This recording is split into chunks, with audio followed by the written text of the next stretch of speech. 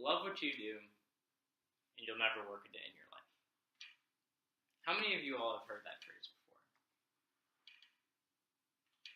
Alright. Now, how many of you find this phrase very worrisome? How many of you have felt anxiety over this phrase? Well, if not you all, I know I certainly have. I've been told this exact quote from various friends, relatives, and loved ones throughout my entire life. They've told me that it's absolutely imperative that I find a job that I love doing. And to be completely honest, in the 21 years I've lived, in my 4th year here at college, I'm still yet to find that job that I love, that career path that absolutely enraptures me. And the older I get, and the longer it takes for me to find this ideal job, the more anxiety I feel over it. And based on other college students I've talked to, based on even other adults I've talked to, they feel this exact same anxiety over this question. And so this worry inside of my head has gotten so bad to the point that I have to ask the question, can the ideal job or the search for the ideal job hinder us more than it helps us? And if so, how do we prevent the search for the ideal job from hindering us more than it helps us, if that's the case? So, I decided to start this inquiry where most heroic quests begin, on Google. And I kept fiddling around with a bunch of search terms, and I wasn't really getting anywhere. I wasn't finding much of anything. It didn't seem like there was much in terms of conversation on the topic. And so I decided to divert my attention to UVA's research website. And once again, type in the question, does the ideal job hinder us more than it helps us? And still, I wasn't getting anywhere. And I think I ran into a couple of obstacles. I felt my search terms were too general. Maybe some of the answers that I would get, even if I narrowed it down to a more specific question, would be too contrived and too general. And so I realized that I had to start looking for answers internally instead of externally. And what I mean by that is I needed to actually go out there and meet people who the search for the ideal job was too much for them to continue. Or maybe people I've met in my own life whose search for the ideal job was just too unbearable to continue. And so I thought about it for a while, and I was coming up with nothing, until a memory popped up in my mind of about Thanksgiving 3 years ago. During this Thanksgiving dinner, I remember sitting down by my grandmother's fireplace, and my cousin, Bethany, and my cousin's boyfriend, Anthony, were discussing Anthony's new job as a social worker, something he'd spent years in schooling preparing for. And honestly, the conversation was rather depressing. Anthony was discussing how at the job his bosses were breathing down his neck, how the parents that he was working with were complaining that he wasn't doing a good enough job. And worst of all, he felt himself like he wasn't doing a good enough job to help these kids that he was working with. And for Anthony, he couldn't continue searching for another job that might be ideal for him. He was too much in debt at this point. He'd invested too much time. He was limited by his finances for searching for an ideal job, and he was damaged because of it. And so I thought to myself, I finally found an example. The search for the ideal job can be too damaging to continue. But that doesn't do us much good by itself. We need to dig deeper to ask, how can we prevent ending up like Anthony? So I felt like in order to answer that question, I had to ask a more specific question. What separates Anthony, who thought from a very young age that social work was right for him, from other social workers who had the same thoughts as a young child, who grew up to end up loving social work? So in order to answer this question, I went on UVA's research website once again, and I started looking up various articles on social work and social workers' experience. So I found an interesting article that I thought answered this question. The article's name was Social Worker Shame in Child and Family Social Work: Inadequacy, Failure, and the Struggle to Practice Humanely. And within this article, the authors argue that based on recent scientific literature, that the biggest predictor of dropout in social work was shame. Now, shame can take many forms. Shame can take the form of a manager breathing down your neck telling you you're not doing a good enough job. Shame can take the form of the parents of the kids you're working with, tell you that they're not seeing enough of a difference in your kids, and shame can stem from that. And shame can also stem from internal shame, meaning that you feel shameful that you're not making enough of a difference in these kids' lives. And so immediately I saw a parallel with Anthony.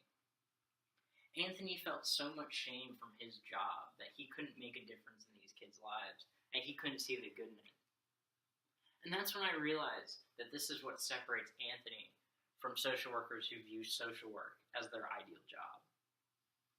Social workers who view it as their ideal job don't feel this shame that Anthony does. But that doesn't do us much good by itself. How can we prevent ourselves from ending up in the situation that Anthony's in? Well, an unlikely answer actually came later in the article, specifically in the following quote. To deny that we have flaws and make mistakes is to deny that we are human. Yet many practitioners struggle with not living up to their own practice standards. For social workers to develop resilience to shame, they may need to therefore develop self-compassion. So what exactly does that mean? Well, the author here is arguing that social workers, in order to see what's good in the job, in order to see what's ideal, and to prevent themselves from getting burned out, they need to shift their focus from one of shame to one of self-compassion, and only then could they see the good in the job, and the good in what they're doing. And so this quote changed my thinking entirely. It made me realize that perhaps we don't need to find the ideal job, but perhaps we need to create it. Create the ideal job by focusing on what's good and keep focusing on it as opposed to the bad, and eventually it'll become ideal. Now that might seem like a logical fallacy, but it's actually happened in my life unconsciously, and I wasn't even aware of it. I'll give you an example. When I was in high school, I was forced to wrestle by my parents. The sport was absolutely grueling, and I didn't like much of it. I had to cut weight, oftentimes upwards of 5 pounds a week. The practices were grueling, and the sport just wasn't fun. But over time, I learned to focus on what's good about the sport, such as the fact that it cultivated self-discipline within me, and it cultivated an enjoyment of working out within me also. And wrestling also cultivated leadership skills within me that allowed me to help others cultivate this self-discipline. And so with time, I wasn't just able to start looking at the good in wrestling. I started to view it as ideal. I started to wake up every morning and thinking to myself, yeah, I cannot wait to go to practice and work out. Or help others on my team learn.